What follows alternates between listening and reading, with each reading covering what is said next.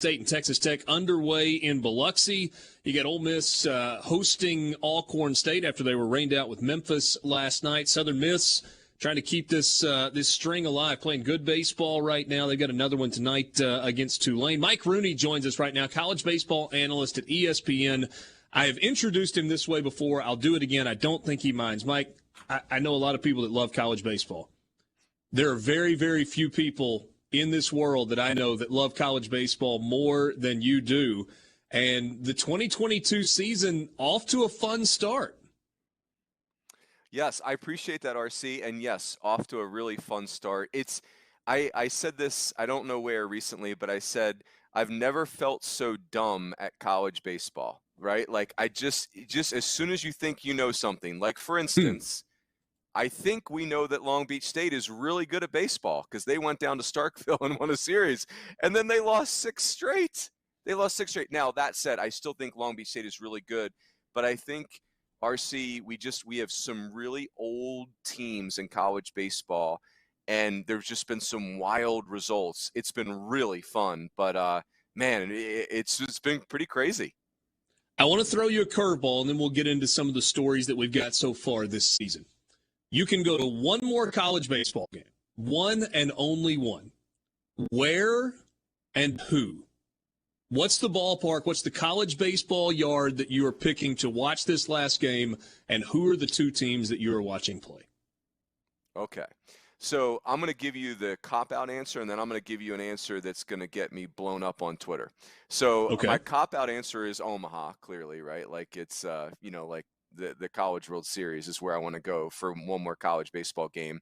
But let me give you my real answer. My real answer is it's really Starkville. It's the dude because it's just an awesome atmosphere. And I want it to be a night game. Like, I feel like the fans in Starkville are so friendly. They're really friendly during the day, and they're barbecuing. I like the Stanford Super Regional where it's like a haunted house. Like it's people are lubricated, like it was, and you're still grilling. So, and yeah, hey, let's have them play Ole Miss there, or LSU or Arkansas. Like, give me an SEC West rivalry. But, yeah, I not to just play to the audience, but I think there's nothing like the dude. And while Thursday night games are fun, and we understand they're made for TV, we don't want this to be a Thursday night game. It's either a Friday night or a Saturday night. Correct. Friday or Saturday night. I want it to be a super regional with Omaha on the line. Give me that. Ooh. That just got really intense if you're talking Mississippi State, Ole Miss on a Saturday night in Starkville to get to Omaha. Oh, yeah, that's never happened. But, man, that would be nuts. Like, we would need the National Guard in here for that. It has never happened. There are a couple of years recently where we thought it was close. The year that Ole Miss actually got to Omaha in 2014, they had to go to Lafayette. And win there. Mississippi State was in the Louisiana Lafayette Regional that year. They ended up getting bounced. If Mississippi State had won that regional, you would have gotten Mississippi State and Ole Miss in Oxford, most likely, with the College World Series hanging in the balance. And by the way, that almost could have, you're right, that could have happened. And also, if memory serves, Lafayette, or Louisiana as we're supposed to call them now, they lost the first game of that regional and had to scrap all the way back through the losers bracket. That was a really fun Louisiana team, by the way. But yes, yeah, if that ever happens, if we could in the current format, we could get Ole Miss and Mississippi State in a super. Oh my gosh, heaven help us. That will be wild. Yeah. I think they lost to Jackson State in the opener of that regional. Jackson State had a really good pitcher and just kind of locked him up, and then they kind of battled all the way through. But that's all in the rearview mirror. Let's stick with Mississippi State for a second. This is a team that you mentioned. They lost a series to Long Beach State. They lost a single game to Northern Kentucky, which is, frankly, not a very good team. They lose 2 of 3 to a pretty good Tulane team this weekend. And there are lots of questions. We don't know about Landon Sims yet for certain. It doesn't sound like that's going to be great. But a little midweek action with Texas Tech. They win impressively last night. They're playing again today. But where are you on this Mississippi State team right now? We talked with Kendall yesterday, and he goes, I'm just kind of hanging on by an edge with Mississippi State. They barely stayed in the top 25. Can they get it together? The answer to that last question, RC, is yes.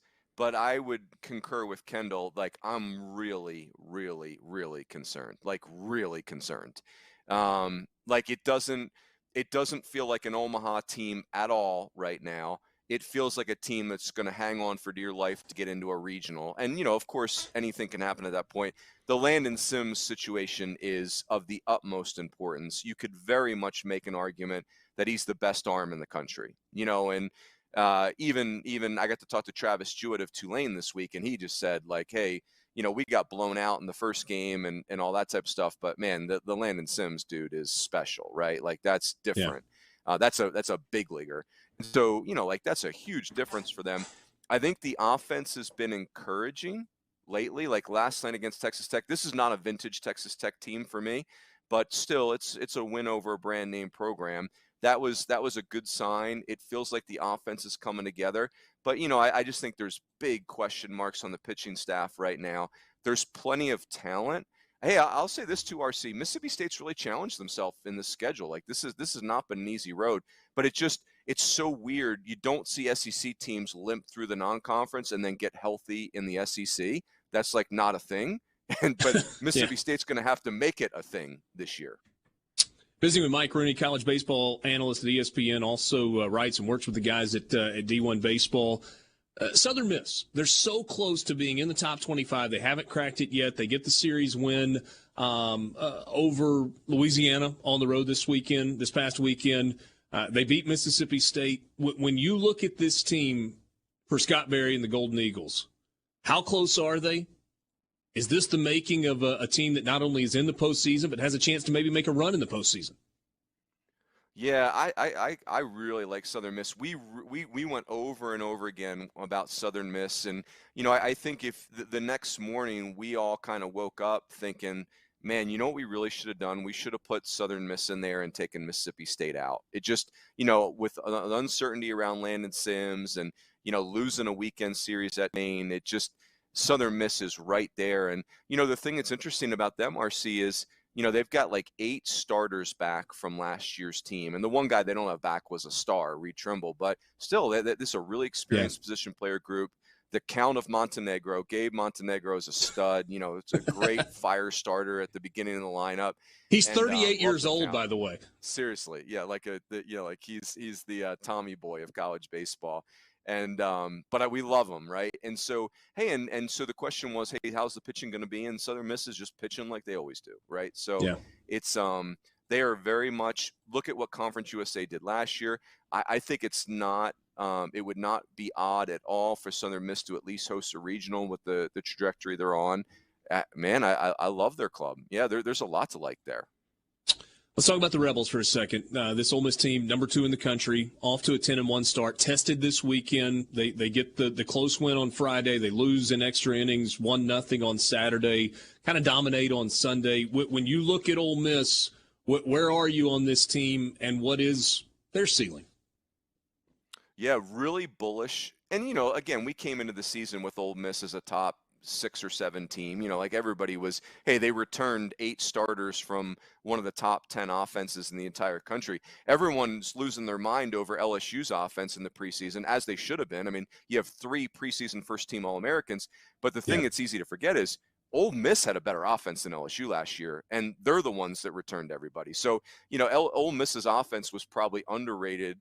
They were underrated in the preseason. So I think Ole Miss, if you're looking for certainty in the SEC, which there's not a lot of right now, which feels so weird to say, Ole Miss is the one anchor that you can cling to. Now, Kevin Graham being out is not great. It does sound like he's only going to miss 4 weeks. Hey, Tim Elko's still trying to get going. Peyton Chatagnier is still trying to get going, but the pitching has been. I think the pitching's better than we think. I think Ole Miss still has very much Omaha upside. I think they could win the league. Honestly, I think they could. I think they could be SEC regular season champs. I really like this team, especially given all the uncertainty around the league. Only 30 seconds left, so I'm really not giving you time to do this justice. Is there any reason to worry right now about Arkansas? They've dropped a couple of games that we really wouldn't expect them to have dropped so far this year. Only if your expectations that they're going to be who they were last year. Arkansas's got enough to get to Omaha, but they're not going to be a team of the decade like last year's team was that doesn't win an SEC series.